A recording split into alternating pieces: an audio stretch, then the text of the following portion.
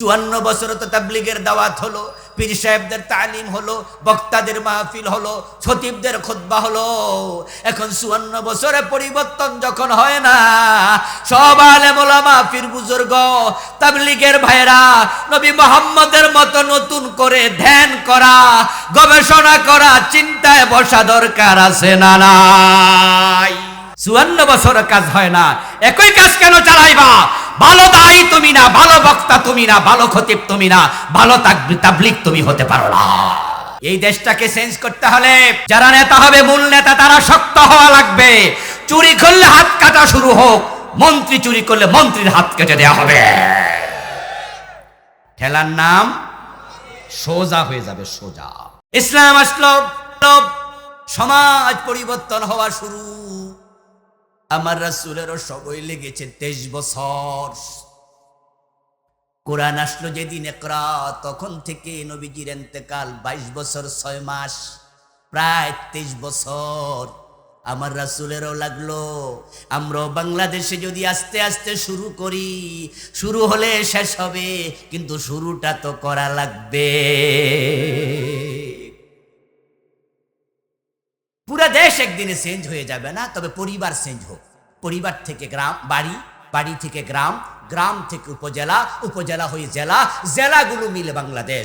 আমরা শুরু করতে চাই প্রত্যেকে নিজের ঘর থেকে। রাজি আছেন না নাই? শহরের দিকে, দেশের দিকে তাকায় থাকা দরকার নাই। আপনি শুরু করুন, আপনাদের পরিবারে কোরআন ঢুকায় দেন। সিদ্ধান্ত নেন প্রতি পরিবারে একরা ঢুকে যাবে, কোরআন ঢুকবে।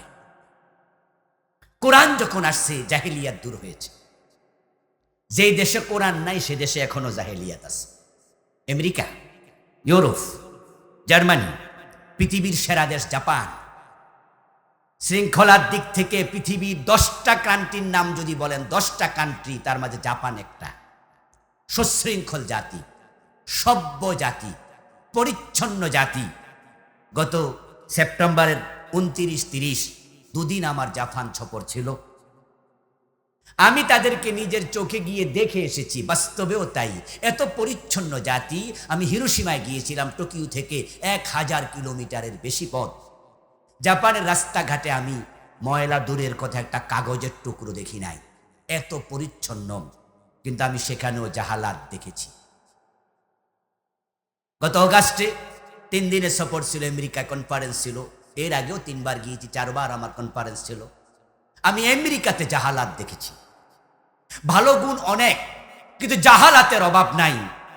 আমেরিকাতে এমন পরিবার আছে যাদের পরিবারের সন্তানরা কেউ মা বাবার খোঁজ নেয় না। 18 বছর বয়স, সন্তান বেরিয়ে যায় পরিবার থেকে। একটা দেশে, একটা জায়গায় আমি 10 দিন ছিলাম একবার এক সফরে। পাশে ছিল একটা বিশাল 3 তলা বাড়ি। আমাকে বাংলাদেশি এক ভাই, পাশে যার বাসায় ছিলাম, উনি বললেন যে হুজুর, এই বাড়িতে একজন মানুষ থাকেন। আমি বললাম এত বিশাল বাড়ি একজন? বলল উনার সন্তানরা তো 18 বছর পার হয়েছে আর মা বাবা রেখে চলে গেছে। উনার স্ত্রী কিছুদিন আগে মারা গেছে। এখন উনি একা থাকেন, বয়স 70 বেশি। সাথে তার সঙ্গী মাত্র একটা কুকুর। আমি জিজ্ঞাসা করলাম রান্না করে কে? বলে এই দেশে তো পাকশি, কুক পাওয়া যায় না। এদেশে কোনো মহিলা, কাজের মহিলা পাওয়া যায় না। নিজের রান্না নিজে করে খায়। যদি মরে যায় লোকটা একা একা, হয়তো ঘরের দরজা খোলার লোক থাকবে না। এটার নাম কি শান্তির জীবন? আর আমার ইসলাম, আমার কোরআন শিখাবে ওয়াকফিদ লাহুমা জানাহাজ যুল্লি মিনার রাহমা। তোমার মা বাবা যখন বুড়া হবে, তখন তোমাদের ভালোবাসার হাত তাদের দিকে স্পেশালি বাড়াইয়া দিও। ওয়ালা তাকুল লাহুমা উফ। তোমার মা বাবার দিকে তাকাইয়া কখনো বিরক্ত হইয়া উফ শব্দ বলো না। ওয়াকুল লাহুমা কাওলান কারীমা। কোরআন শিখাইলে আপনার সন্তান কোরআন থেকে জানবে। আমার আল্লাহ শিখায়, মা বাবা বুড়া হইলে তাদের সাথে আরো ব্যবহার উত্তম করতে থাকবে। কারণ মানুষ যখন বুড়া হয়, তখন তাদের বুঝ কমতে থাকে। ছোট বাচ্চার সাথে যেমন আমরা খুব ভালোবাসার আচরণ করি, মা বাবা বুড়া হলে আল্লাহ কয় তাদের সাথে আরো বেশি ভালোবাসার আচরণ করো। যদি আপনার সন্তানকে কোরআন শিখান, কোরআন মানতে বুঝান, তাহলে আপনার সন্তান বুড়া হইলে আপনাকে রেখে যাবে না, বরং আপনাকে আরো কোলে আগলাইয়া রাখবে।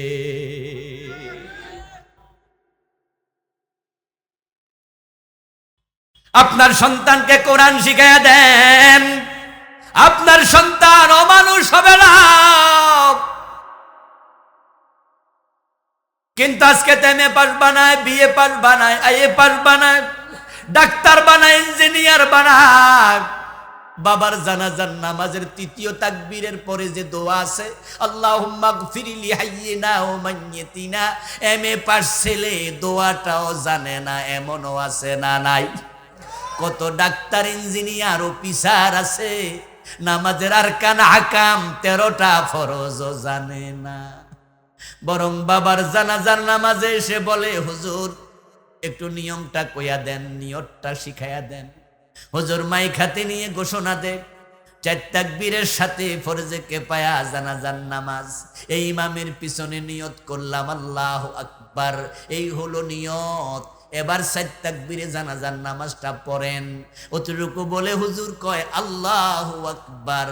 যে বেডা নিয়ত শিখছে এখন দোয়া শিখবে কখন? এখন নিয়ত বাইন্ধাই খাড়াই থাই, কি দোয়া পড়বে আর জানেই না। কত হতভাগা বাবা, সন্তান শিক্ষিত বানাইলা, জানাজার নামাজের নিয়মটাও শিখাইলা না। অথচ তোমার জানাজার নামাজের ইমাম যদি তোমার নিজের ছেলে হতো, হুজুর যে দোয়া করে ওই দোয়া আসে মুখ দিয়া। আর যদি বাবার জানাজা, মায়ের জানাজা সন্তান নিজে পড়তো, দোয়াগুলো কলিজার ভিতর দিয়া বের হতো। ওই দোয়ার সাথে চোখের পানি মিশে যেত। হয়তো দুনিয়ায় খাটে থাকতেই আল্লাহ তোমারে ক্ষমা করে দিত। কিন্তু হতভাগা জাতি, হতভাগা জাতি, তুমিও পড়াও তোমার ছেলেরে। আল্লাহ পড়াইতে বলছে, পড়তে বলছে একরা। একরা শব্দের অর্থ হলো পড়ো, কিন্তু কি পড়বা? বিস্মি রাব্বিকা, রবের নামে পড়ো। এমন পড়া পড়ো যেই পড়া তোমাকে তোমার রবের সাথে কানেক্টেড করে দিবে। কিন্তু আমরা তো এমন সিলেবাস বানাইছি, ছোট থেকে বড়, ক্লাস 1 থেকে এমএ পাস, দেখে দেখে কোরআনটাও পড়তে পারে না, কারণ তার সিলেবাসে কোরআন নাই। এ জাতির জন্য বড় দুর্ভাগ্য যে বাংলাদেশে এতগুলো লেখাপড়ার ধারা, অথচ একটা মুসলিম দেশ। এখানে জেনারেল শিক্ষিত, মাদ্রাসা শিক্ষিত।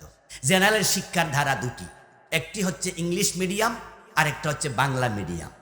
আবার মাদ্রাসার ধারা হলো 3টি, একটা হলো কওমি, একটা আলিয়া, আর একটা শুধু হেফজখানা।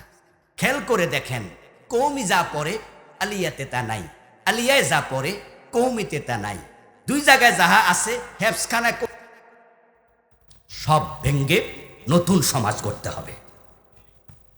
এই জড়জীর্ণ এই সমাজ থাকা উচিত নয়।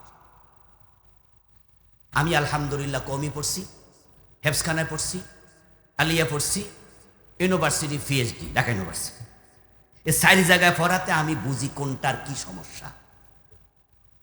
কওমি থেকে দাওরা আলহামদুলিল্লাহ লেখাপড়া করে দাওরা করছি, যদিও এই বড় টুপি মাথার দেওয়ার কারণে অনেকে বোঝে না যে কওমি পড়ছি, পাস করলে দিলে বুঝবে।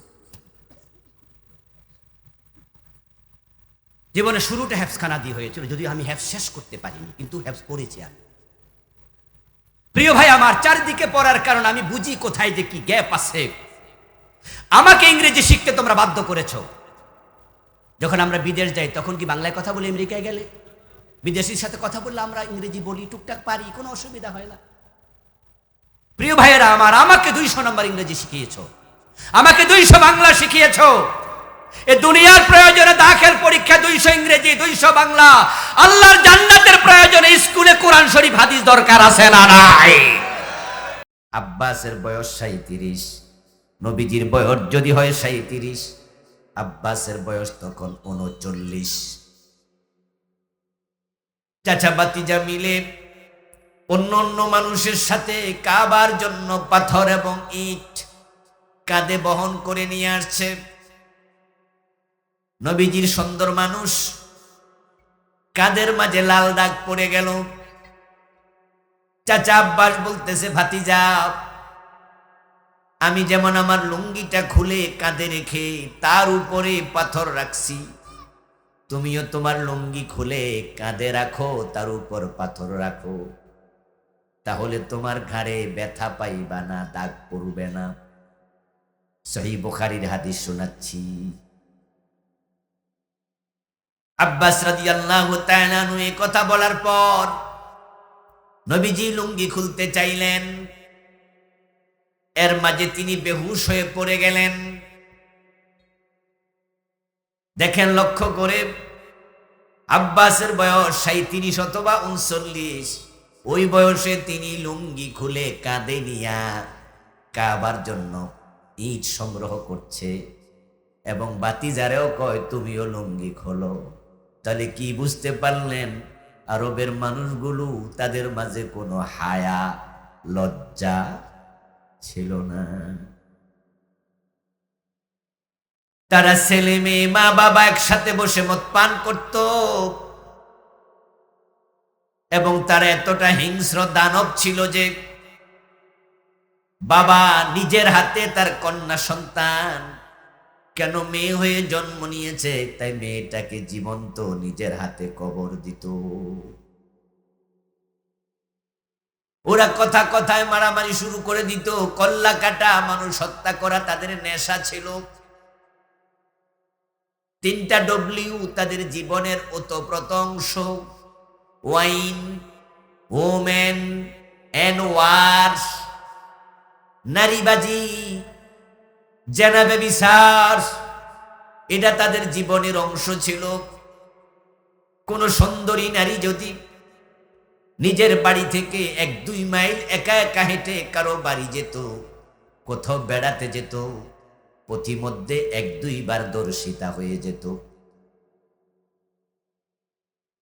আমাদের দেশের কিছু মানুষ বিড়ি খায়, তারা যদি রাস্তায় একটু হাঁটে দেখবেন 10 মিনিট পর পর নতুন বিড়ি ধরা।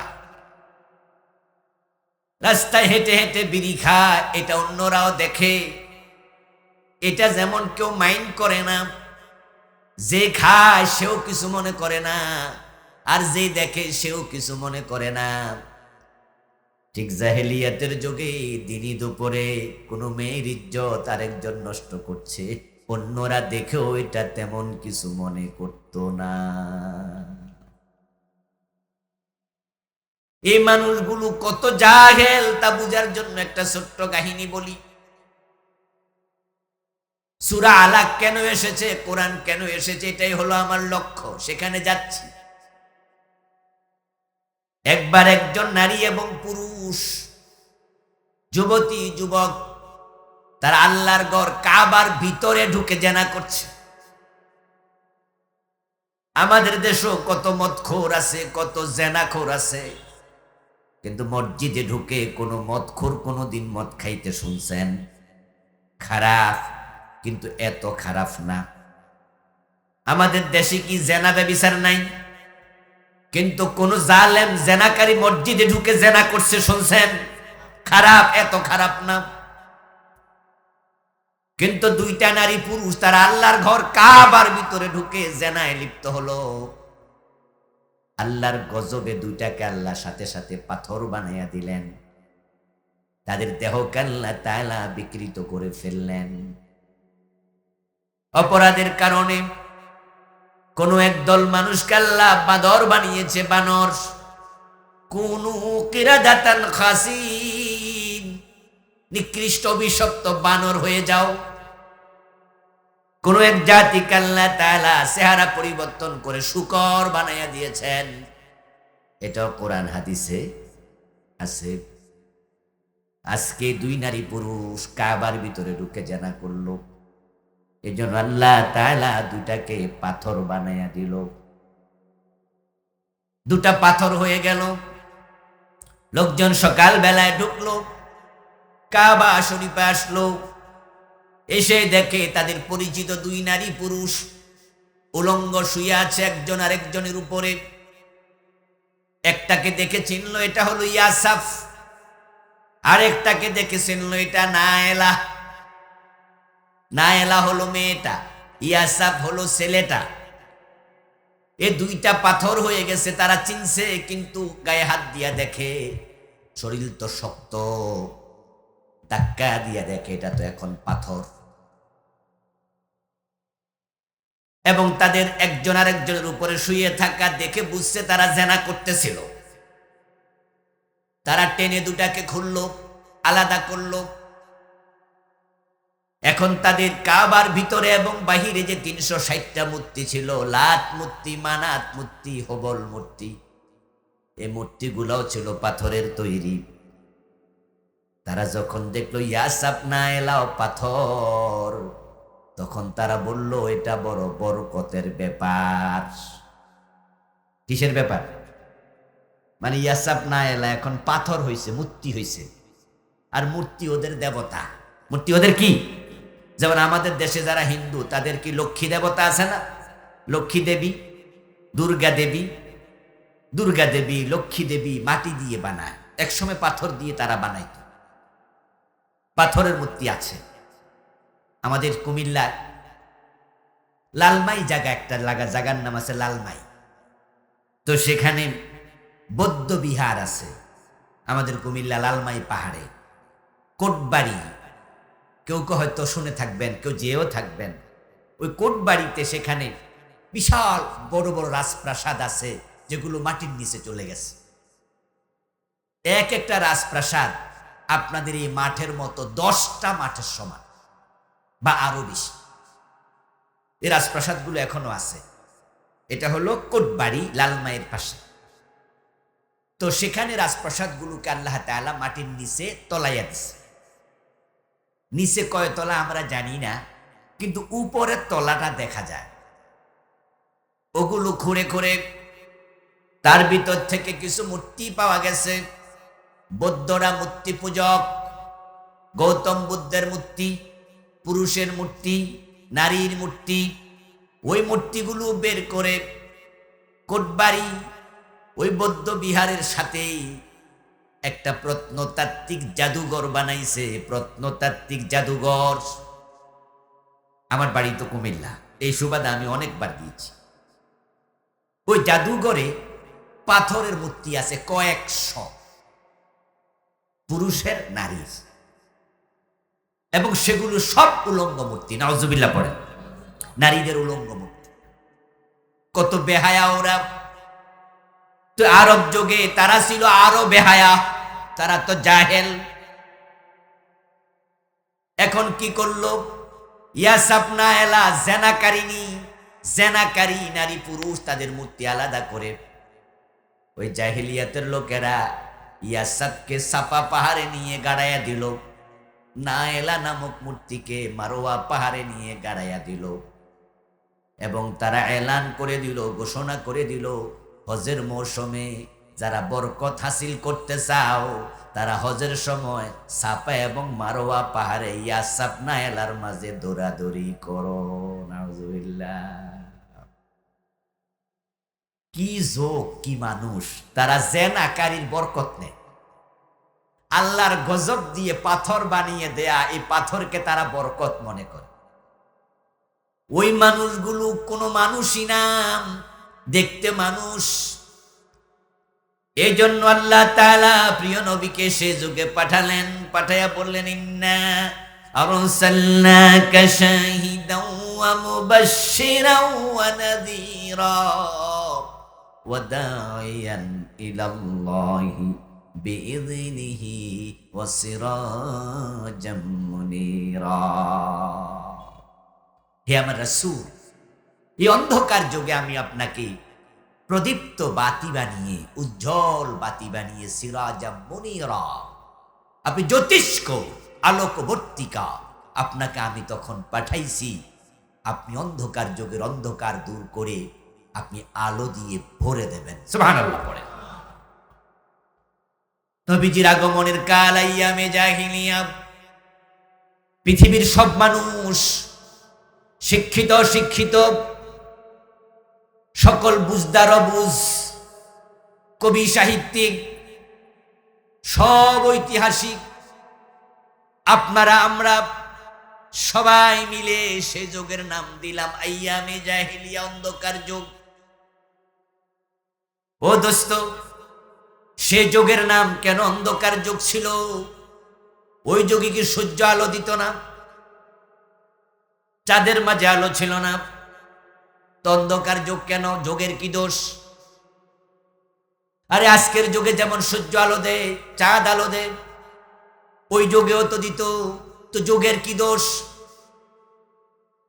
এই জন্য নবীজি বলেছেন, লা তাসুব্বুদ দাহর ফাইন্নাল্লাহা হুয়াদ দাহর, ক্বালা তাআলা আনাদ দাহর। যোগকে গালি দিও না, যোগের দোষ দিও না, যোগের কোনো দোষ নাই। আল্লাহ নিজে যোগ পরিবর্তন করে, তিলকাল আইয়াম নুদাবিলুহা বাইনান নাস, আমি যোগ মানুষের মাঝে ঘুরাই। যোগের পরিবর্তন আমি আল্লাহ করি, যোগের কোনো দোষ নাই। তাহলে জাহিলিয়াতের যোগকে কেন বলা হয়? আসলে সময়ের দোষ নয়, ওই সময় যে মানুষগুলো ছিল দোষী ছিল, তাদের ভিতরে মনুষ্যত্ব ছিল না, তাদের অন্তরে কোনো আলোকবর্তিকা ছিল না। তারা হয়তো নিচে নামতে নামতে এতটাই নিচে নেমেছিল যে যার নিচে নামার মতো আর কোনো জায়গাও হয়তো বাকি ছিল না। তাদের অধপতন দেখে হয়তো ইবলিস পর্যন্ত আফসুস করে বলতো, এত নিচে নামলি কেমনে? ঠিক ওই যোগটাকে পরিবর্তনের জন্য নবীজি মুহাম্মদকে আল্লাহ দুনিয়ায় পাঠালেন। নবীজির বয়স 17, তাগড়া যুবক, সমাজ সচেতন। তিনি এবার ভাবলেন, এই অন্ধকারে মানুষগুলোকে ডুবে থাকতে দেয়া যায় না। তাই তিনি সমবয়সী যুবকদেরকে সাথে নিলেন। মক্কার কিছু মুরব্বী উদ্যোগ নিল, সাথে থাকলো। সবাইকে নিয়ে ওই সমাজ পরিবর্তনের জন্য, সংস্কারের জন্য প্রিয় রাসূল একটা সংগঠন বানালেন, নাম দিলেন হেল্পফুল ফজল। হেল্পফুল ফজল নাম দিয়ে একটি সংগঠিত প্রয়াস সামনে নিয়ে আমার নবী মুহাম্মদ 17 বছর বয়সে সমাজ পরিবর্তনের জন্য মাথা তুলে দাঁড়ায় গেলেন। এবং হেল্পফুল ফজল নামক সংগঠন, এটার নাম জানে না, এখানে একজনও পাওয়া যাবে না ছোট বাচ্চা ছাড়া, আমরা সবাই জানি। জানেন না? নবীজির বয়স কত? কথা বলুন, কত? তাহলে আমাদের বয়স যাদের 17 পার হয়ে গেছে, এখনো সমাজ সংস্কারের চিন্তা মাথায় ঢুকেনি। আমার বাংলাদেশের দিকে তাকান, জাহিলিয়াতে যে অন্যায়গুলো ছিল, বাংলাদেশও অনেক অন্যায় এখনো আছে। জাহিলিয়াতে খুন ছিল, এখন খুন আছে না নাই? ধর্ষণ আছে না নাই? সুদ আছে না নাই? মাদক আছে না নাই? ডাকাতি চুরি রাহাজানি আছে না নাই?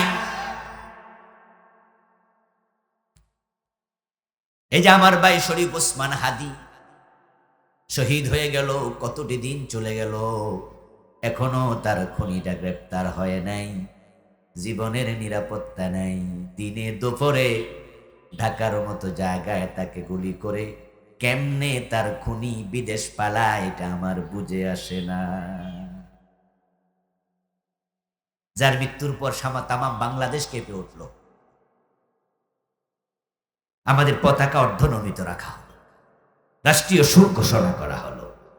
যার মৃত্যুতে প্রধান উপদেষ্টা পর্যন্ত ভাষণ দিতে বাধ্য হলো, যার জানাজায় লাখ লাখ মানুষ হাজির হলো, ওই লোকের খুনি ধরা পড়ে না, তার জীবনের নিরাপত্তা নাই। তো আপনার আমার কি খবর? আমরা তো আলু পটলের মতো কম দামি। কিভাবে তার খুনিরা গ্রেপ্তার, না হয়ে দেশ থেকে পালা, এটা আমার বুঝে আসে না, আমি এটা বুঝি না। আমাদের মিরপুরের একটা বাসাতে মা এবং মেয়েকে হত্যা করেছে একটা কাজের মেয়ে, এটাকে আপনারা জানেন? ওই মেয়েটা চাকরি নিল মাত্র ৩-৪ দিন আগে। এই মেয়ে তার মা এবং মেয়েকে হত্যা করলো, ঢুকলো সিসি ক্যামেরার রেকর্ড দেখে দেখা গেল বোরকা গায়ে, চেহারা দেখা যায় না, মেকআপ পরা। যখন সে বের হচ্ছে তখন খুন করা মেয়েটার স্কুল ড্রেস পরেছে, মুখে মাস্ক পরে বের হয়েছে এবং তার ঠিকানাও জানতো না বাসাওয়ালা লোকেরা। এরপরও মাত্র 2 দিনের ব্যবধানে পুলিশ তার হত্যাকারী মহিলাকে, তার হাজবেন্ডকে গ্রেপ্তার করে। কিন্তু ওসমান হাদির খনি কেন গ্রেপ্তার হবে না? বুঝতে হবে এখানে আন্তরিকতার অভাব আছে, অথবা বড় কেউ কলকাঠি নাড়ছে। ডাল মে কুছ কালা হে, বাসুরের নাম মুখে নিচ্ছে না। হতে পারে তার হত্যাকারীকে গ্রেপ্তার করলেই বড় কোনো নেতার নাম বেরিয়ে আসতে পারে।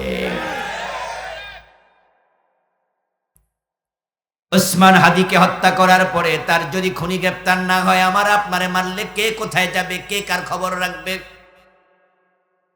আমার প্রিয় ভাই, জাহিলিয়াতের অনেক কিছু বাংলাদেশেও আছে। ওটা ছিল আইয়ামে জাহিলিয়া, কিছুদিন ছিল আওয়ামী জাহিলিয়া, এখন দেখা যায় নব্য জাহিলিয়া। আইয়ামে জাহিলিয়া আর আওয়ামী জাহিলিয়া কাছাকাছি ছিল কিনা? গুণ হয়েছে, ঘুম হয়েছে।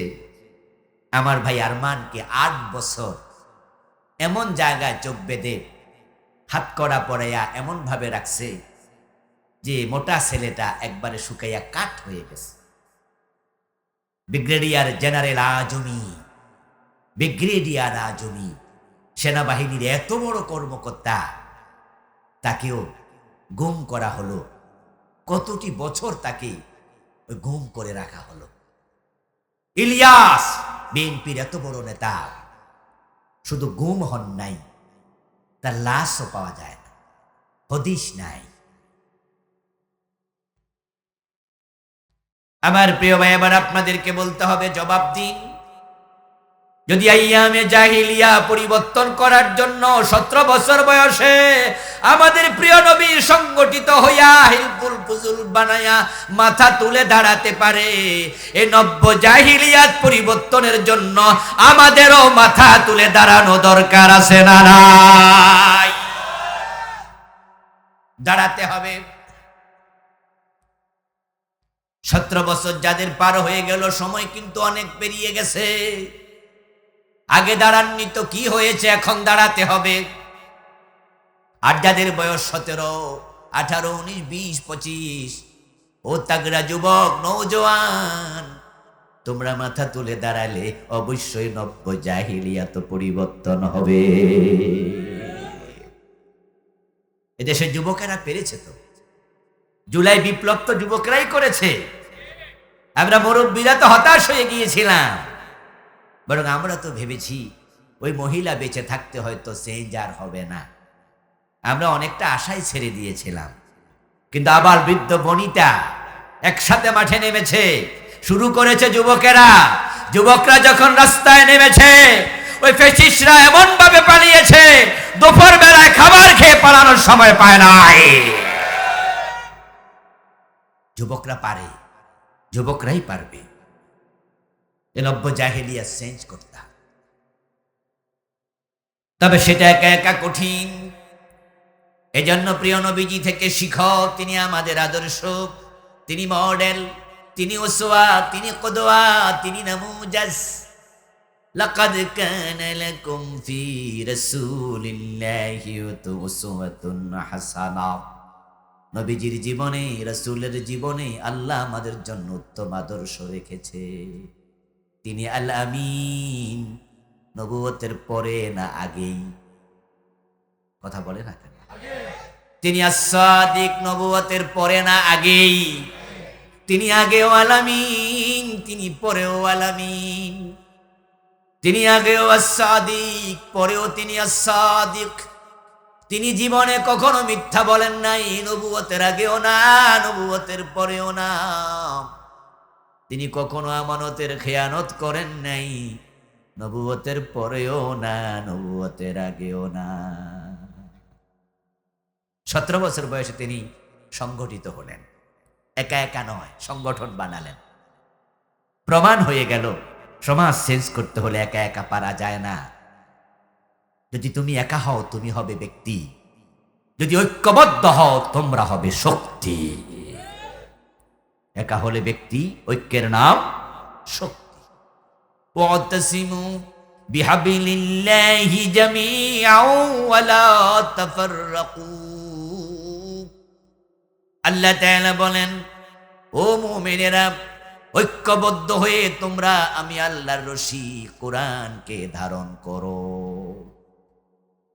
কোরআনকে ধরা, ইসলামকে ধরা, ঐক্যবদ্ধ হয়ে, এটাই নিয়ম। বিচ্ছিন্ন থাকার অনুমতি মুসলমানের জন্য নাই। কিন্তু আপনি বিচ্ছিন্ন। এদেশে দিন কায়েমের জন্য কিছু ইসলামী দল আছে না? হ্যাঁ না, কথা বলতে হবে তো, আছে। তা আপনি কেন একটাতে ঢুকলেন না? আপনি কেন আলাদা? একা থাকার অধিকার আপনাকে ইসলাম দেয়নি তো। নবীজি সাল্লাল্লাহু আলাইহি সাল্লাম বলেছেন, যদি তোমরা 3 জন মরুভূমিতে থাকো, সেখানেও একজনকে নেতা বানাইয়া 3 জন ঐক্যবদ্ধ থাকো।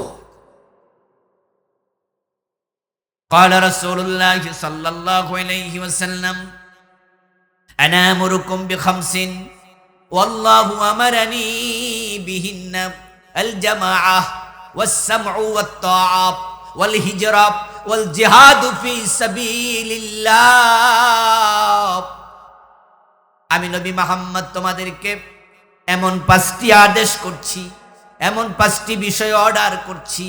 ওয়াল্লাহু আমারানি বিহিন্না, আল্লাহ নিজে যে আদেশগুলো আমাকে করেছেন। 1 নাম্বার আল জামাআ, তোমাদেরকে সংগঠিত থাকতে হবে, বিচ্ছিন্ন থাকার অধিকার তোমাদের নেই। তোমরা ঐক্যবদ্ধ হও। ঐক্যবদ্ধ হয়ে যদি একটা দাবি নিয়ে মাঠে নামো, যেমন যুবকেরা নেমেছিল, সারা বাংলাদেশ থেকে নেমেছিল, 64 জেলা থেকে নেমেছিল, প্রতিটা থানা থেকে মাঠে নেমেছিল, কোটা সংস্কার করো, কোটা সংস্কার করো। যখন গুলি চলেছে তখন বলেছে কোটা লাগবে না, পদত্যাগ করো। কোটা তোমার ফিরিয়ে নাও, আমার ভাইকে ফিরিয়ে দাও। সরকার কিন্তু এক পর্যায়ে কোটা সংস্কার করেছিল, বলেছিল যে ঠিক আছে আমরা কোটা সংস্কার করলাম। কিন্তু তখন তো আবু সাইদ শহীদ। তখন বাচ্চারা বলল, না, তোমার কোটা তুমি নাও, আমার ভাইকে ফিরিয়ে দাও। দফা 1, দাবি 1, তোমার পদত্যাগ। রাস্তা যখন একসাথে নেমেছে, সবাই মিলে পদত্যাগ শুধু করে নাই, দেশ থেকে পালিয়েছে ইসলামী বিপ্লবের জন্য, কোরআনের জন্য, ইসলামের জন্য, দিন কায়েমের জন্য। রাস্তায় তোমরা নামো, আগামীর বাংলাদেশ কোরআনের বাংলাদেশ হয়ে যাবে।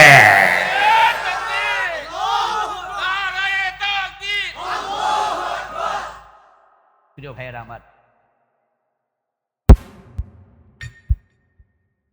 নবীজি ঐক্যবদ্ধ হয়ে নেমেছিলেন, সবাইকে সাথে নিয়েছেন।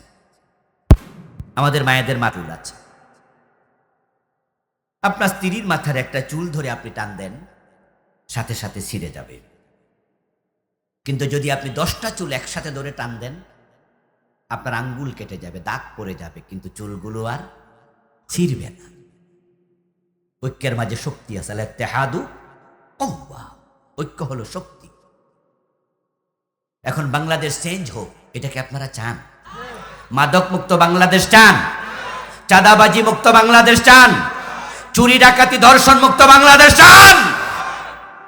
তাহলে ঐক্যবদ্ধ হন। এটা নবীর সুন্নাহ, আওয়াজ একসাথে তুলতে হবে। নবীজি সাল্লাল্লাহু আলাইহি ওয়াসাল্লাম দাঁড়ালেন, হিলফুল ফুজুল সাথে আছে, মক্কার যুবকেরা আছে। আল্লাহর হাবিব সাল্লাল্লাহু আলাইহি ওয়াসাল্লাম মানুষকে ডাকতে থাকলেন, বলতে থাকলেন, চুরি করো না, ডাকাতি করো না, মদ খেও না, মেয়েদেরকে জীবিত কবর দিও না। অন্যায়ের বিরুদ্ধে নবীজি বলতে বলতে নবীজির বয়স হয়ে গেল 40। 17 বছর বয়স, এখন বয়স 40, চলে গেল দীর্ঘ 23 বছর। কত বছর? দীর্ঘ 23 বছর নবীজি দাওয়াত দিলেন। 40 বছর বয়স উপনীত হলেন। এবার তিনি পিছনে ফিরে তাকান। নবীজি পিছনে ফিরে তাকাইয়া হিসাব মিলান, দেখি কতজন মানুষ ভালো হলো। কিন্তু পিছনে ফিরে তাকাইয়া দেখেন মক্কার পরিচিত চোরগুলো, ডাকাতগুলো আগের মতোই আছে, অন্ধকারে ডুবে আছে। এখনো সমাজের অন্ধকার দূর হয় নাই। আল্লাহ তাআলা নবীজিকে বলেছেন, কিতাবুন আনজালনাহু ইলাইক লিতুখরিজান নাসা মিনাল যুলুমাতি ইলান নূর। ও নবী, পারেন নাই। 23 বছর চেষ্টা করেছেন, পারেন নাই। তবে আমি আল্লাহ আপনার কাছে একটা কিতাব পাঠাইছি, এবার চেষ্টা করুন, ওই কিতাবের মাধ্যমে অন্ধকার দূর হয়ে যাবে। কিতাবুন, কিতাব, হাযা কিতাব আনজালনাহু ইলাইকা, আমি আপনার কাছে নাজিল করছি। লিতুখরিজান নাসা মিনাজ যুলুমাতি ইলান নূর, উদ্দেশ্য হলো আপনি মানুষগুলোকে অন্ধকার থেকে আলোর পথ দেখাবেন এই কিতাবের মাধ্যমে। নবীজি সাল্লাল্লাহু আলাইহি ওয়াসাল্লাম 40 বছর বয়স, 23 বছর পরিশ্রমের পর রেজাল্ট যখন পেলেন না, তখন তিনি ঘর থেকে বেরিয়ে গেলেন। গভীর ধ্যানে মগ্ন হলেন, চিন্তার সাগরে ডুবে গেলেন। চিন্তার জন্য, ধ্যানের জন্য নির্জন জায়গা বড় উপযোগী। তাই তিনি চলে গেলেন গারে হেরা, জাবালে নূর পাহাড়ের একবারে চূড়ায় একটা গুহা আছে, ওই গারে হেরাতে আমার রাসূল ধ্যানে বসলেন। চিন্তায় বসলেন যে কি করা যায়। 23 বছর তো চেষ্টা করেছি। আপনাদের কাছে আমার প্রস্তাবনা, বাংলাদেশের আলেম ওলামা বুদ্ধিজীবীরও ধ্যানে বসা দরকার। কারণ আমরাও তো 54 বছরের বাংলাদেশে দেখেছি তাবলীগের কাজ হয়েছে, কিন্তু মসজিদে মুসল্লি তো বাড়ে নাই। ফজরের টাইমে তো খালি। তাবলীগ তো বলেছে নামাজ পড়ো, তো ফজরে মুসল্লি কোথায়? পীর সাহেবরা বলেছে জিকির করো, নামাজ পড়ো, রোজা রাখো, সুদ খেও না, ঘুষ খেও না। আমাদের সে বড় বড় আলেমরা সুদের বিরুদ্ধে ওয়াজ করতে করতে তারা মরে গেছে। আপনারা বলুন তো, সুদ কি মারা গেছে না আরো জোয়ান হয়েছে? ওয়াজ তো হলো 54 বছরের বাংলাদেশে, সুদ তো বন্ধ হলো না। তাবলীগের দাওয়াত তো হলো, ফজরে মুসল্লি তো বাড়লো না। মাহফিল তো আমরা করলাম, শীতকালে 6 মাস মাহফিল হবে, হাজার হাজার মাহফিল। কিন্তু ঘোষ, অফিসে ঘোষ আগের সে কমেছে না রেট দিন দিন বাড়তেছে? 3.5 লাখ মসজিদে খুতবা হলো জুমায়, কিন্তু অন্যায় তো কমলো না, দুর্নীতি তো কমলো না, চাঁদাবাজি কমলো না, ধর্ষণ কমলো না, খুন কমলো না। 54 বছরে তো তাবলীগের দাওয়াত হলো, পীর সাহেবদের তালিম হলো, বক্তাদের মাহফিল হলো, খতিবদের খুতবা হলো। এখন 54 বছরে পরিবর্তন যখন হয় না, সব আলেম ওলামা, পীর বুজুর্গ, তাবলীগের ভাইরা নবী মুহাম্মদের মতো নতুন করে ধ্যান করা, গবেষণা করা, চিন্তায় বসা দরকার আছে না নাই? চিন্তা করতে হবে যে কেন চেঞ্জ হয় না, কারণটা কি? আচ্ছা, ডাক্তারের কাছে আমরা যখন যাই জ্বর নিয়া, ডাক্তার যখন আমাদেরকে ঔষধ লিখে দেয় যে আপনি 3 বেলা নাফা খাবেন, আপনি 3 বেলা H+ খাবেন, প্যারাসিটামল খাবেন, এবং বলে দেয় যে 3 দিন পরে আবার যোগাযোগ করেন। হ্যাঁ না বলুন তো, বলে কিনা? বলে। 3 দিন পরে যদি গেলে দেখে যে জ্বর কমে নাই, আবার নাফা দেয় না একটু চেঞ্জ। এবার বলে যে এবার মনে হয় হচ্ছে না, মনে হয় ওষুধটা একটু চেঞ্জ করি। এবার অ্যান্টিবায়োটিকের দিকে যেতে পারে, তবে একটু টেস্ট করতেও দেয়, দেখি জ্বরটা আবার ডেঙ্গু কিনা, ম্যালেরিয়া কিনা, ঠিক কিনা একটু ব্লাড টেস্ট করে নিয়ে আসেন তো। কফ যদি থাকে একটু কফের পরীক্ষা করেন তো, কোন কারণে গেল না। এখন যদি আবার ওষুধ দেয়, 3 দিন 4 দিন পরে জ্বর কমে না, আবার যদি যান তাহলে ভিন্ন পরীক্ষা হবে, নতুন ঔষধ হবে, এটাই তো নিয়ম। 54 বছরে যে ট্যাবলেটে কাম হইল না, যে ওয়াজে কাম হয় না, এখন ওষুধ পরিবর্তন দরকার আছে না নাই? 54 বছরে ওষুধে কাম হইল না। এবার বলুন তো, যে 3 দিন পরে যাওয়ার পরও বেড়া আবার নাফাই দিছে, 7 দিন পরে যাওয়ার পরে আবার নাফা দিছে, এটা কি বালা ডাক্তার না হাতুড়ে ডাক্তার? এবার নাফা ডাক্তারের কপালে মারো। 54 বছরের কাজ হয় না, একই কাজ কেন চালাইবা? ভালো দায়ী তুমি না, ভালো বক্তা তুমি না, ভালো খতিব তুমি না, ভালো তাবলীগ তুমি হতে পারো না। নবীজি ধ্যান করলো, চিন্তায় পড়লো, তুমি কেন চিন্তা করো না? নবীজি চিন্তায় বসলেন, ধ্যানে বসলেন গারে হেরায়। আল্লাহ তাআলা জিবরিল আমিনকে পাঠালেন। জিবরিল আমিন আসলেন, প্রিয় নবীকে 3 বার বুকের সাথে জড়াইয়া ধরলেন। আল্লাহ তো মহান, আল্লাহ তার বান্দাকে ফিজিক্যাল এভাবে বুকের সাথে জড়াইয়া ধরে না। এবং আল্লাহ তাআলা পৃথিবীতে তিনি এভাবে নেমে আসেন না, তার হুকুম নাজিল হয়, তার কুদরত নাজিল হয়। কারণ আল্লাহ তো এত বড় যে আল্লাহর সামনে এই পৃথিবী খুবই ক্ষুদ্র। তো পৃথিবীতে তিনি আসবেন কেমনে, নামবেন কেমনে? আল্লাহু লা ইলাহা ইল্লা হুয়াল হাইয়ুল কাইয়্যুম লা তাখুযুহু সিনাতুন ওয়ালা নাওম। হ্যাঁ, সেখানে আপনি এই আয়াতের তাফসীর পড়বেন, তাফসীর ইবনে কাসির সহ কুরতুবী, তাবারিতে দেখবেন যে সেখানে আরশ কুরসির আলোচনা আছে। ওয়াসিআ কুরসিয়্যুহুস সামাওয়াতি ওয়াল আরদ, বাংলা অর্থ হলো আল্লাহর কুরসি আকাশ এবং জমিন সবটাকে বেষ্টন করে আছে। এই আয়াতের ব্যাখ্যায় মুফাসসির লিখতেছেন, কুরসি হুয়া মাউদিউ কাদামির রাব। কুরসি হলো আল্লাহর পা রাখার জায়গা। এই কুরসির কথা বলতে গিয়ে বললেন যে কুরসি আল্লাহর পা রাখার জায়গা, কিন্তু এটা পৃথিবীকে ঢেকে আছে। কুরসির সামনে পৃথিবী হচ্ছে একটা মরুভূমিতে একটা সিকি পরিমাণ জায়গার মতো। বিশাল মরুভূমিতে 1 টাকার একটা কয়েন রাখলে মরুভূমির তুলনায় কয়েন যত ছোট, আল্লাহর কুরসির তুলনায় আকাশ জমিন তত ছোট। এরপরে বলছেন এই কুরসির তুলনায় আরশ ঠিক অনুরূপ। মরুভূমিতে 1 টাকার একটা পয়সা কয়েন, ওটা যত মরুভূমির তুলনায় ছোট, আল্লাহর আরশের তুলনায় কুরসি হলো তত ছোট।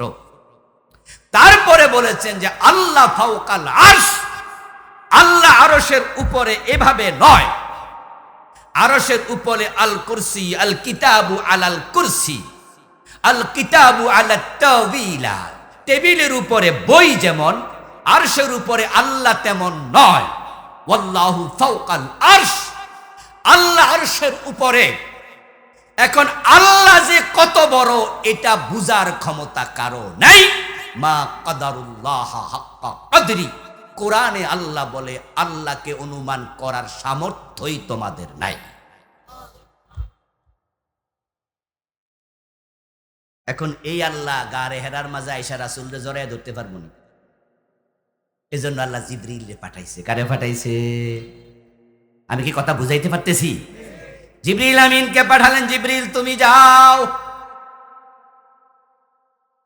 ও দোস্ত, যখন কেউ কারো সাথে বড় বন্ধুর আচরণ করে, ভালোবাসার আচরণ করে, যখন আপনার কথার সাথে আমার কথা মিলে যায়, আমার কথাগুলো যখন আপনি বলেন, আপনার কথাগুলো যখন আমার মুখ দিয়ে আসে, আপনার চিন্তায় আমি চিন্তিত, আমি একরকম, আমি আপনার দোস্ত না, পরিচিত না, শুধু মোবাইলে আমাকে শুনেছেন।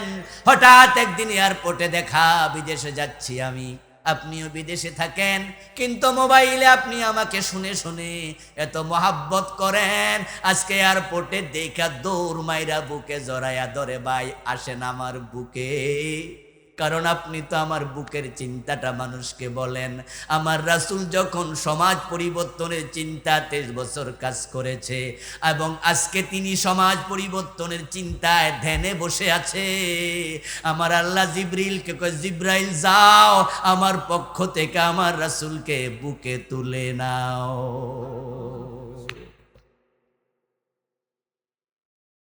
জিবরিল এসে প্রিয় নবীকে বুকের সাথে জড়ায়া ধরলেন। তবে সেদিন জড়িয়ে ধরাটা শুধু মহাব্বতে জড়িয়ে ধরা নয়, এখানে ভিন্ন কিছু স্পেশালিটি আছে। জিবরিল আমিন এসেছেন শুধুমাত্র বুকে জড়িয়ে ধরার জন্য নয়, তিনি এসেছেন আল্লাহর কোরআন নিয়ে। সুবহানাল্লাহ পড়েন। তবে কোরআন দেওয়ার আগে বুকে জড়িয়ে ধরছে, কারণ যে বুকে কোরআন নাজিল হবে সে বুকটাকে প্রস্তুত করতে হবে, কোরআনের উপযোগী করে প্রস্তুত করা দরকার। এর জন্য তিনি জোরে জোরে 3 বার জড়িয়ে ধরলেন, তারপরে ছেড়ে দিলেন। ছেড়ে দিয়ে আবার তিনি নাজিল করে দিলেন, ইকরা বিসমি রাব্বিকাল্লাযী খালাক। ও আমার রাসূল, আল্লাহ বিধান দিলেন, নাজিল করলেন, পড়ুন, আপনি পড়ুন। সমাজ পরিবর্তন করতে হলে নিজে নিজে চিন্তা করে পারবেন না, সমাজ পরিবর্তন করতে হলে আমার পাঠানো কোরআন পড়া লাগবে। কোরআন আসলো, এটা আপনি পড়ুন। ওয়াতলু মা উহিয়া ইলাইকা মিনাল কিতাব, যে ওহী আমি পাঠাইছি এটা তেলাওয়াত করে মানুষকে শোনান। তারপরে আবার আপনি কোরআনে যা আছে মানুষকে শোনায়া দেন। ইন আত্তাবিউ ইল্লা মা ইউহা ইলাইয়া, যে ওহী আমার কাছে আসে এটা আমি মানতে বাধ্য। আমি পড়ি, আমি পড়াই, আমি শুনি, আমি শোনাই, আমি মানি, এটা আমি মানুষকে মানাই। সুবহানাল্লাহ পড়েন। কোরআন আসলো, নবীজি কোরআন পড়তে শুরু করলেন, মানুষকে শোনালেন, কোরআন মানতে শুরু করলেন, কোরআনের কথা বলতে শুরু করলেন। বলতে বলতে নবীজির বয়স হয়ে গেল 63। শুরুটা হয়েছিল 17 বছর বয়সে, 40-এ এক পর্ব, 40 থেকে 63 আরেক পর্ব। এখন সমাজ পরিবর্তিত, হানাহানি নাই, মারামারি নাই, কিলাকিলি নাই। যে বাবা তার মেয়েটাকে জবে করে দিত, মেয়েটাকে মাটিতে কবর দিয়ে দিত, এখন বাবা নিজের মেয়েটাকে বড় ভালোবাসে। যে মাকে, যে নারীকে মানুষ সম্মান দিত না, আমার রাসূল এসে শিখাইছে ওই নারীর পায়ের তলে পুরুষ তোমাদের জান্নাত খুঁজে বেড়াও, তোমার জান্নাত তোমার মায়ের পায়ের নিচে। যে মানুষ মারামারি হানাহানি করত, ওই মানুষ এখন নিজে পানি পান করে না। যুদ্ধের মাঠে পানি নিজে না পান করে অন্য ভাইকে পানি পান করতে দিয়ে নিজে শহীদ হয়ে যায়। নিজের ঘরের সব খাবার এখন গরিবকে খাওয়াইয়া দেয়, নিজে না খাইয়া রাতে উপাস কাটায়। অন্যের খাবার কেড়ে নেয় না, নিজের খাবার বিলিয়ে দেয়। এত সুন্দর সমাজ এসেছে, এখন আর অশান্তি নাই, মারামারি নাই, কিলাকিলি নাই, অনিরাপত্তা নাই। অর্ধ দুনিয়ার সম্রাট ওমর গাছতলায় একা একা ঘুমায়, বডিগার্ডের প্রয়োজন আর নাই। বিশাল চেঞ্জ, বিশাল পরিবর্তন। আপনাদের কাছে আমার জিজ্ঞাসা, জবাব যারা জানেন সবাই দয়া করে জবাব দেন। প্রথম 23 বছর পরিবর্তন হলো না, দাওয়াত দিলেন তিনি। পরের 23 বছরে ফুলে ফলে সুশোভিত পরিবর্তন, দাওয়াত দিলেন তিনি। এই পরিবর্তনের পিছনে কোনো কারণ আছে না নাই? জবাবটা আরো জোরে চাই। কারণ আছে না নাই? কারণ হলো কোরআন। ইকরা, কারণ হলো পড়ো তোমার রবের নামে কিতাব।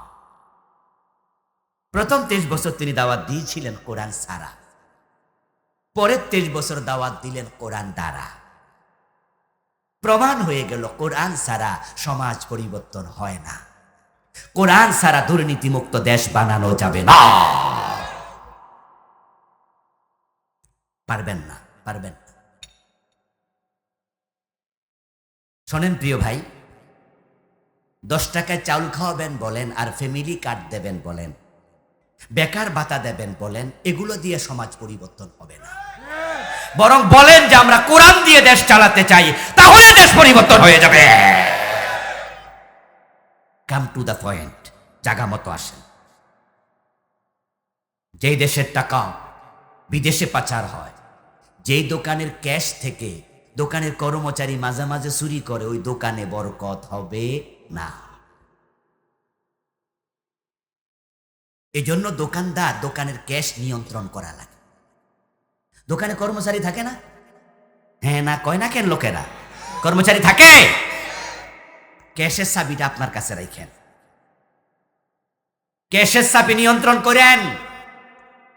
না হয় যদি ক্যাশের চাবি নিয়ন্ত্রণে না থাকে, আপনার কর্মচারীরা মাঝে মাঝে ক্যাশ থেকে 500 টাকার নোট পকেটে ঢুকায়, 1000 টাকার নোট প্যান্টের পকেটে ঢুকায়, এই দোকানে বরকত থাকে না।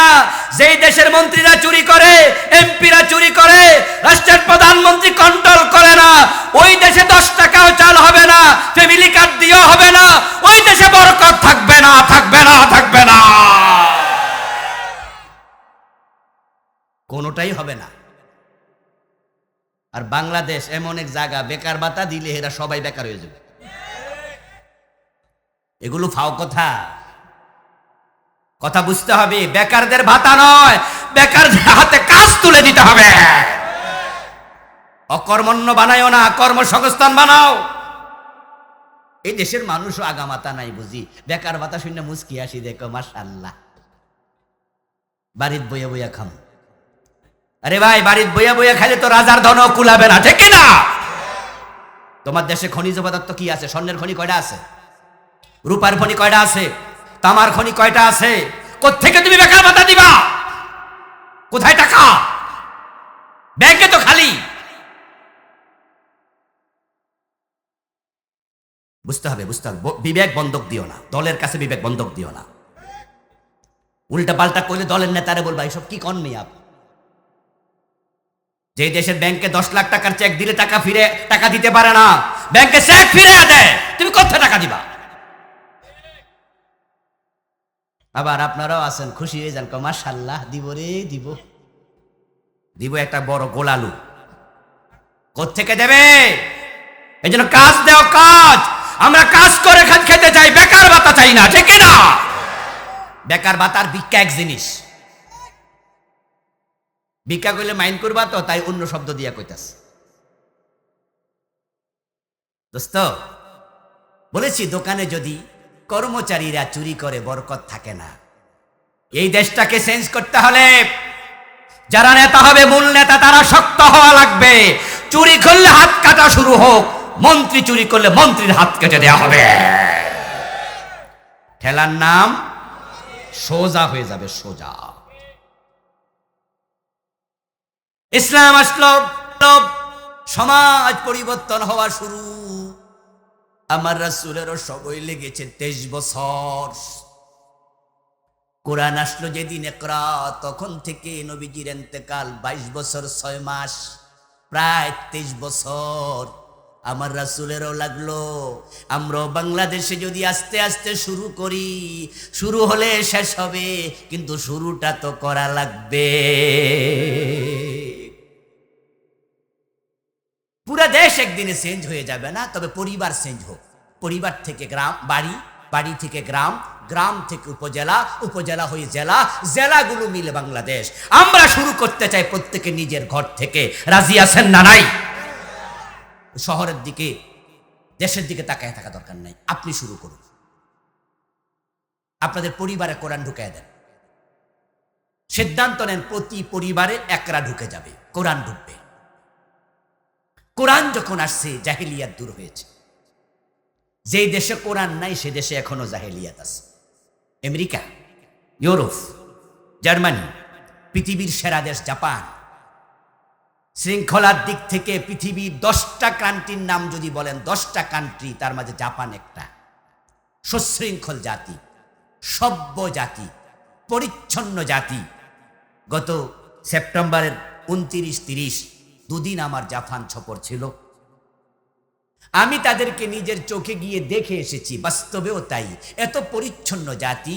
আমি হিরোশিমায় গিয়েছিলাম, টোকিও থেকে 1000 কিলোমিটারের বেশি পথ। জাপানের রাস্তাঘাটে আমি ময়লা দূরের কথা, একটা কাগজের টুকরো দেখি নাই, এত পরিচ্ছন্ন।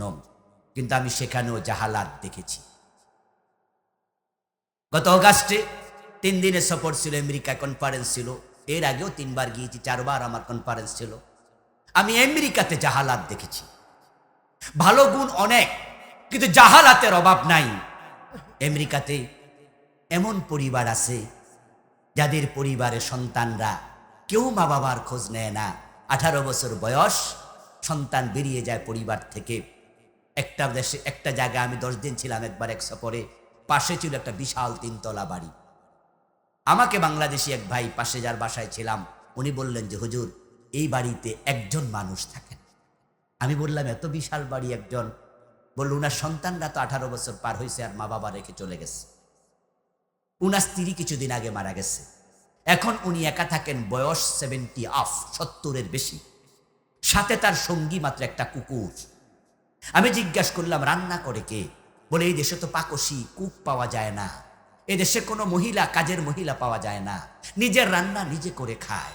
যদি মরে যায় লোকটা একা একা, হয়তো ঘরের দরজা খোলার লোক থাকবে না। এটার নাম কি শান্তির জীবন?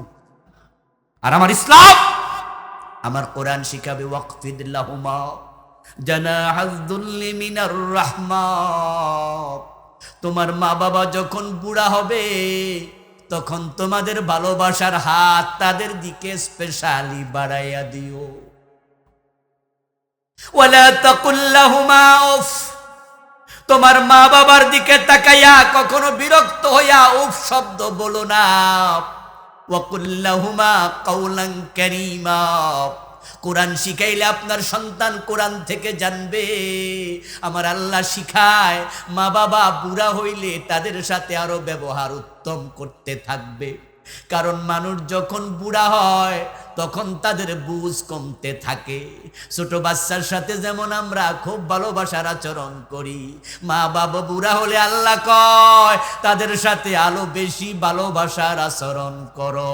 যদি আপনার সন্তানকে কোরআন শিখান, কোরআন মানতে বুঝান, তাহলে আপনার সন্তান বুড়া হইলে আপনাকে রেখে যাবে না, বরং আপনাকে আরো কোলে আগলাইয়া রাখবে।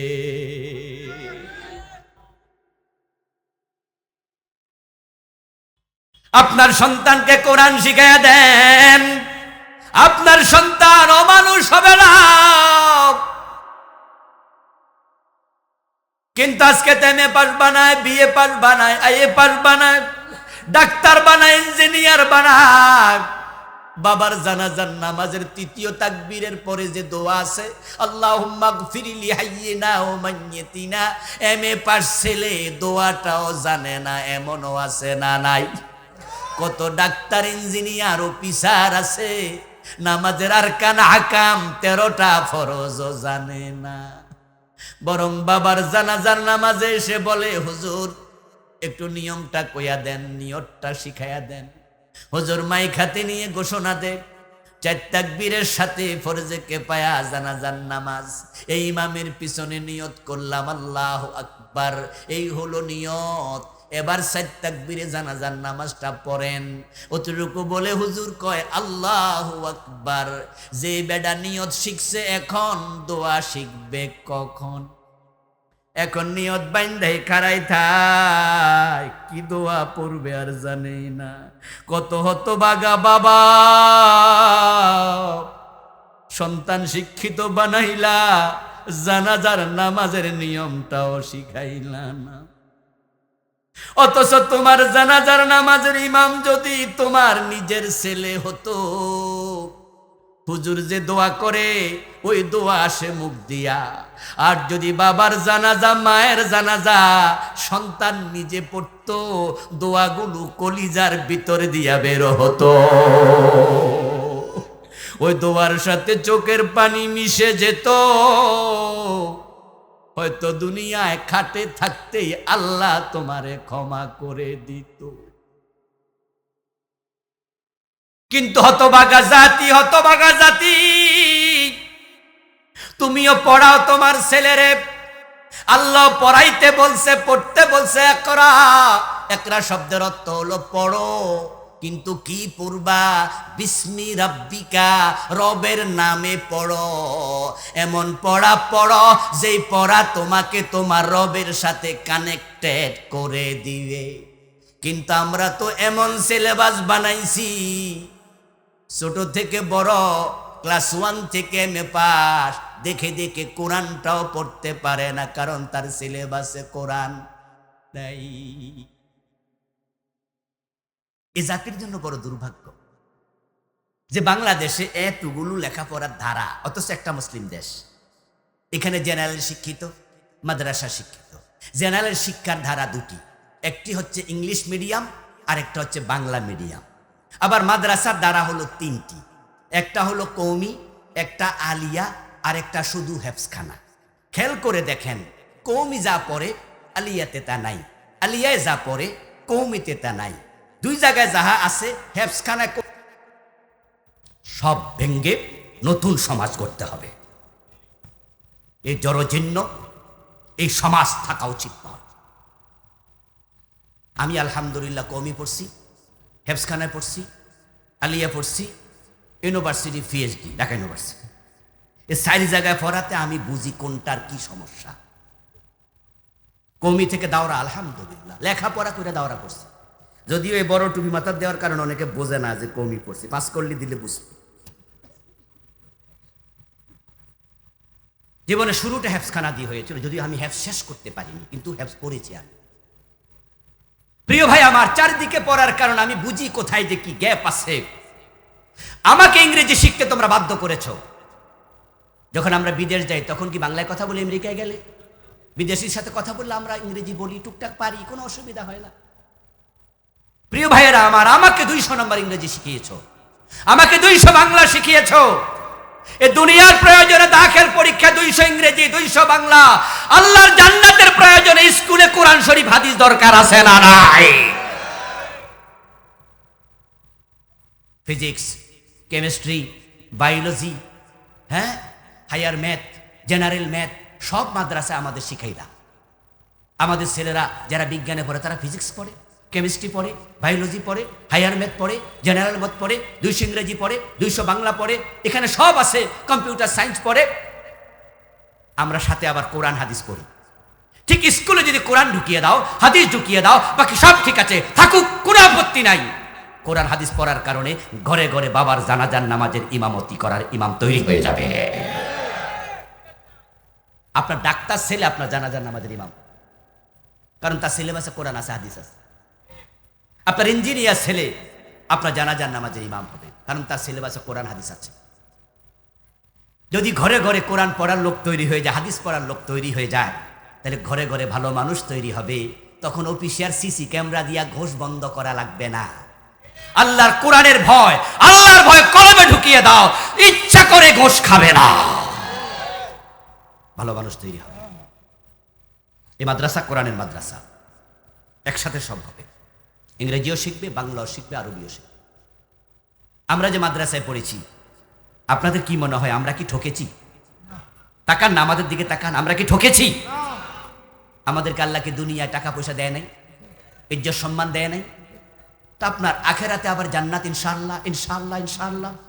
আমার বাবার জানাজার নামাজের ইমাম আমি হয়েছিলাম, ইনশাআল্লাহ আমার মা বেঁচে আছে। আমার মাকে যদি জিজ্ঞাসা করা হয় আমার পিছনে যে তোমার সন্তানদের মাঝে তোমার সবচেয়ে খোঁজ খবর কে বেশি রাখে, আমি আল্লাহর কসম করে বলবো আমার মা, আমার নামটাই বলবো। কারণ আমার কোরআন আমাকে শিখিয়েছে, আমার হাদিস আমাকে শিখিয়েছে যে আমাকে আল্লাহর পরে সবচেয়ে বেশি গুরুত্ব দিতে হবে আমার মা এবং বাবা। আমার মায়ের গুরুত্ব আল্লাহর পরে আমার কাছে সবচেয়ে বেশি। আমার স্ত্রী, আমার সন্তান, সবার উপরে আমার মা। যেই কোনো প্রয়োজনে সবার আগে আমার মা, আমার বাবা। আমার বাবা নেই, চলে গেছেন তিনি। প্রিয় ভাই আমার, দুনিয়ায় ঠকাবে না আল্লাহ, আখিরাতেও ঠকাবে না। এই জন্য কোরআনওয়ালা হও, কোরআনওয়ালা হও, কোরআনওয়ালা হও। কিন্তু আমরা তো উল্টা চলছি। ইংরেজ পণ্ডিত স্ট্যানলে হাল এই জন্য তিনি বলেছিলেন, if you teach your children 3 hours and you leave 4th hour, you will be get 5th hour, that is rascality. তোমার সন্তানকে তুমি 3টা আর শিখাবে, রিডিং, রাইটিং অ্যান্ড অ্যারিথমেটিক, কিন্তু 4 নাম্বার আর রিলিজিয়ন, ধর্ম, তুমি এটা শিখালে না। লেখা শিখালে, পড়া শিখালে, বিজ্ঞান, ভূগোল, অঙ্ক শিখালে, কিন্তু কোরআন শিখালে না, হাদিস শিখালে না। তো তোমার ধর্মীয় কিতাব শিখালে না। অপেক্ষা করো, লবণহীন তরকারি যেমন, ধর্মহীন জীবন তেমন। You will be get fifter, that is rascality. কোরআন হাদিস ইসলাম সম্পর্কে না শিখে তোমার সন্তান যত বড় শিক্ষিত হবে, দিন বিমুখ শিক্ষিত হয়ে বড় হবে, বড় মানুষ নয়, বড় বদমাশ হবে।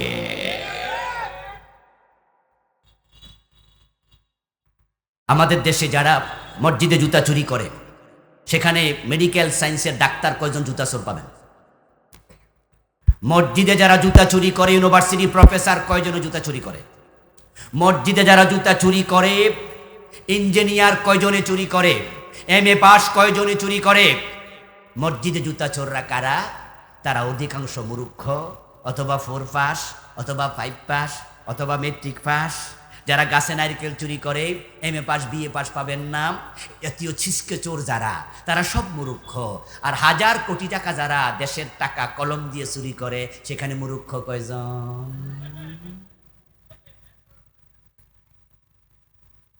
তাহলে ছোট চোর শিক্ষিত না, মূর্খ। বড় চোররা সবাই। এই জন্য স্টেনলে হাল বলেছিল, কোরআন হাদিস না শিখাইয়া, ধর্ম না শিখাইয়া, লেখাপড়া শিখাইও না, এ বড় বদমাইশ হবে। কথা ভুল বলেছে না ঠিক বলেছে? ভারতের সাবেক প্রেসিডেন্ট APJ আব্দুল কালাম, নাম শুনেছেন? তিনি পরমাণু বিজ্ঞানী। APJ আব্দুল কালাম অনেক ভালো ভালো কথা তিনি বলেছেন, যদিও তার সকল কথার সাথে আমি একমত নই। তিনি প্র্যাকটিসিং মুসলিমও না। তার একটি কথা ভালো লাগলো, আজকে দেখলাম একটি উদ্ধৃতি তার। উনি বলেছেন যে 100 টাকা চুরি করলে আমরা তাকে গাছের সাথে বেঁধে ফিটাই, আর যারা 100 কোটি টাকা চুরি করে ওদেরকে স্যার বলে সালাম দিই। এই হলো আমাদের চরিত্র, যে 100 টাকা চুরি করে, 1000 টাকা চুরি করে, হেরে আমরা মাইর দেই। আর যারা 100 কোটি 1000 কোটি টাকা চুরি করে, এক একটার ফেত এত মোটা, এডিরে আমরা ধরে MP আর মন্ত্রী বানায়া দেই। ভালো সন্তান চান, ভালো মানুষ চান, কোরআন শিখান। ইকরা বিসমি রাব্বিকাল্লাযী খালাক, রবের নামে পড়ো, রবের নামে। যে পড়ায় রব নাই, যে পড়া আল্লাহ নাই, যে পড়া মানুষকে আল্লাহ পর্যন্ত নেয় না, ওটার নাম শিক্ষা নাও, শিক্ষা নাও, শিক্ষা নাও।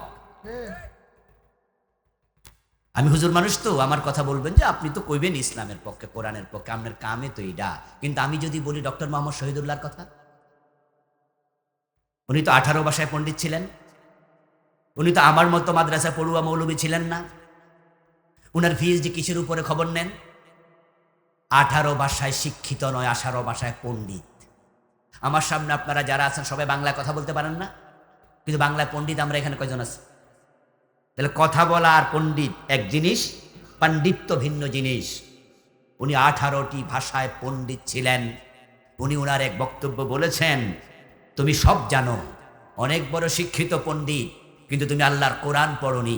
আমি তোমাকে বলবো তুমি মূর্খ পণ্ডিত, তুমি শিক্ষিত পণ্ডিত নও।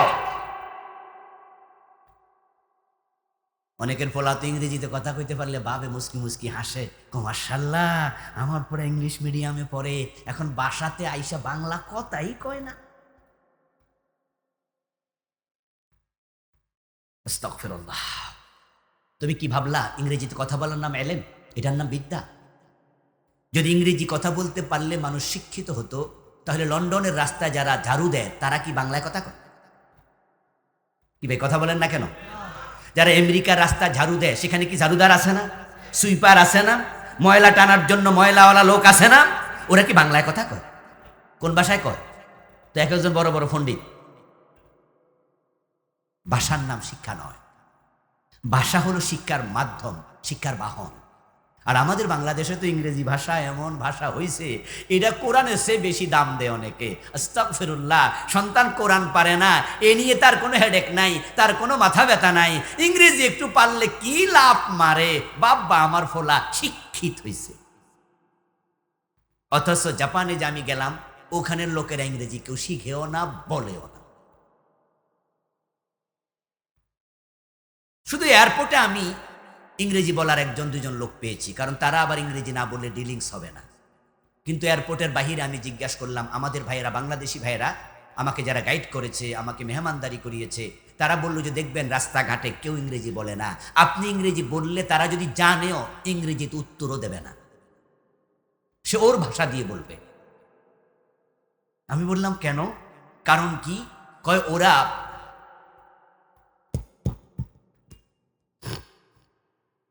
এটা জিকির করুন, লা ইলাহা ইল্লাল্লাহ।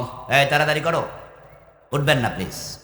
লা ইলাহা ইল্লাল্লাহ, লা ইলাহা ইল্লাল্লাহ, লা ইলাহা ইল্লাল্লাহ, লা ইলাহা ইল্লাল্লাহ মুহাম্মাদুর রাসূলুল্লাহ। আমার ভাইয়েরা, একবার G8 একটা সম্মেলন হলো, G8 ব্যবসায়ীদের সম্মেলন। পৃথিবী বড় বড় অর্থনৈতিক দেশ যেগুলো, এদেরকে নিয়ে 8টি দেশ, গ্রেটেস্ট 8, G8। এই গ্রেটেস্ট 8 নামক একটি আন্তর্জাতিক সংস্থা আছে, যে সংস্থার মেম্বার হলো আমেরিকা, জাপান সহ পৃথিবীর বড় বড় অর্থনৈতিক ম্যাগনেট 8টা দেশ। এজন্য ওই সংস্থার নাম G8, গ্রেটেস্ট 8। তো গ্রেটেস্ট 8-এর যে সম্মেলন, এক এক বছর 8 দেশের এক এক দেশে হয়। একবার সেই সম্মেলনটা হবে জাপানে, টোকিওতে। তো টোকিওতে যখন সম্মেলন হবে, তখন আমেরিকার প্রেসিডেন্ট ছিলেন বিল ক্লিনটন। এখন জাপানের প্রধানমন্ত্রী, সম্ভবত তার নাম ছিল ডক্টর মোরিও, এই জাতীয় কিছু, তিনি পিএইচডি হোল্ডার ছিলেন। নামটা আমি একটু কনফিউজ। ডক্টর মোরিও, যতটুকু আমার মনে পড়ে, তিনি ফর্মাল ইনভাইটেশন করতে 7 দেশ সফর করবেন, উনার দেশ সহ 8। তো ডক্টর মোরিও শুরু করলেন আমেরিকা দিয়ে। এখন ডক্টর মোরিও ইংরেজি জানে না, জাপান ইংরেজি শিখে না। তারা বলে আমার দেশের ভাষা না কইয়া আমি আমেরিকা কমু কেন? আমেরিকা কোন কইতেই ভাষা শিখতে হবে, কোন দরকার আমার? Damn care. আপনারা দেখবেন যে চায়না থেকে বাংলাদেশে যে মালামাল আসে, ওই চায়নার প্যাকেটে কি ইংরেজি লেখা থাকে? পাবেনই না। জার্মানি থেকে আসবে বাংলাদেশি মাল, জার্মানি অক্ষর, চায়নাতে চায়না অক্ষর, জাপানে জাপানের অক্ষর। ওরা ইংরেজিতে 2 টাকা দামও দেয় না। ওই আমরা তো 190 বছর গোলামি করছি, এই জন্য এখনো গোলামির ভাবটা একটু রয়ে গেছে। ইংরেজি পাইলে কো মাশাআল্লাহ, আমার প্রতি ইংরেজি কয়। তো ডক্টর মরিও গেলেন। এখন যাওয়ার সময় দোভাষী নিলেন, ইংরেজি বলতে পারে, জাপানিও বোঝে, ইংরেজিও বোঝে, একজনকে সাথে নিলেন। তো দোভাষী ওনাকে বলতেছে, স্যার, এখন বিল ক্লিনটনের সাথে আপনার ফার্স্ট দেখা হবে, সাক্ষাৎ যখন ফার্স্ট হবে, তখনও যদি আমি আপনার কথা অনুবাদ কইরা বেড়ারে শিখান লাগে, বুঝান লাগে, দেখতে কেমন কেমন লাগে না, কমপক্ষে 2-3টা কথা একটু ইংরেজিতে শিখা যান। প্রথম 2-4টা কথা কন না, নিজেরা এরপরে না আমি মাঝখানে ঢুকে যাব। তো কয় যে ঠিক আছে দাও। ফার্স্ট দেখা হইলো তো জিজ্ঞাসা করবেন হাউ আর ইউ, ঠিক না? কি হ্যাঁ, how are you, how are you অর্থ কি? হ্যান্ডশেক করবেন, করে বলবেন হাউ আর ইউ। তাহলে নিশ্চয় উনি বলবে I am fine and you. তখন আপনি বলবেন আই এম অলসো। ওকে, এই 2টা শব্দ শিখেন, how are you, I am also, how are you, I am also. তো ডক্টর মরিউরে শিখাই নিছে। ও বেটা বিমান থেকে নামছে, বিল ক্লিনটন আগাইতো, তার সামনে গেছে, ধরেন হোয়াইট হাউসে, যাওয়ার পরে সে হ্যান্ডশেক করে কয় হাউ আর ইউ। মানে হাউ কি হয়ে গেছে, মানে বলতে যাইয়া হাউ আর হো ফেস্ট দিছে লাগাইয়া, তো হ্যান্ডশেক করে কয় হু আর ইউ। তো বিল ক্লিনটন তো মানে খুব চালাক মানুষ, তো আমেরিকার প্রেসিডেন্ট না, হে ফেস্ট লেগে গেছে, কিরা আমার জিগা আমনে কেডা। তো তিনি চালাকি করে বললেন যে I am husband of Hillary. এখন উনি কয় আই এম অলসো। এখন দোবাসী তো পড়ছে ফেঁসে, কি কইলাম আর কইলো কি, লাগাইছিনি ফেঁস, এই বেটাও হিলারির হাজব্যান্ড, হে কয় আমিও। 2-4টা ইংরেজি শিখেছে আপনার ছেলে, আপনি ভাবছেন বড় শিক্ষিত হয়েছে, কোরআনের খবর নেন না, হাদিসের খবর নেন না। এটাকে শিক্ষিত বলে না। এই জন্য প্রকৃত শিক্ষিত সেই হবে যে আল্লাহর কোরআন দিয়ে লেখাপড়া শুরু করবে। প্রথম পড়া হবে কোরআনের পড়া। রাজি আছেন না নাই? জাহিলিয়াত কোরআন চেঞ্জ করেছে। আমার প্রিয় ভাই মহতারাম এরশাদ চমৎকার একটি প্রতিষ্ঠান আপনাদের জন্য করেছে, ও আপনাদেরকে সাথে নিয়েছে, উনি আছে। এটা আপনাদের সৌভাগ্য। নিজের সন্তানকে মাদ্রাসা দেবেন, এখানে ইংরেজিও শিখতে পারবে, অঙ্কও পারবে, বাংলাও পারবে, কোরআন হাদিস শিখবে, সবটা একসাথে হবে ইনশাআল্লাহ। আলিমের পাশ করার পরে ডাক্তারি পড়ান, ডাক্তার হবে, কোনো অসুবিধা নাই। ঢাকা বিশ্ববিদ্যালয়ের সাদিক কাইম বর্তমান ভিফি, সে কিন্তু আলিম পর্যন্ত মাদ্রাসা। এরপরে বিএনপির ছাত্র দলের যে প্রার্থী আবিদ, সে কিন্তু আলিম পর্যন্ত মিল্লাতে পড়ছে, এও মাদ্রাসা। আমাদের শহীদ শরীফ ওসমান হাদি, এই বয়সে বাংলাদেশে কোনো মানুষ তার মতো জনপ্রিয়তা পায়নি, বাংলাদেশ হওয়ার আগেও না পরেও না। পেয়েছে অনেক বয়সে যায় প্রেসিডেন্ট জিয়াউর রহমান ভালোবাসা পেয়েছে, অনেকে আরো পেয়েছে, কিন্তু 32 বছর বয়সে এই অল্প বয়সে এত ভালোবাসা বাংলাদেশে হাদির মতো কেউ পায় নাই।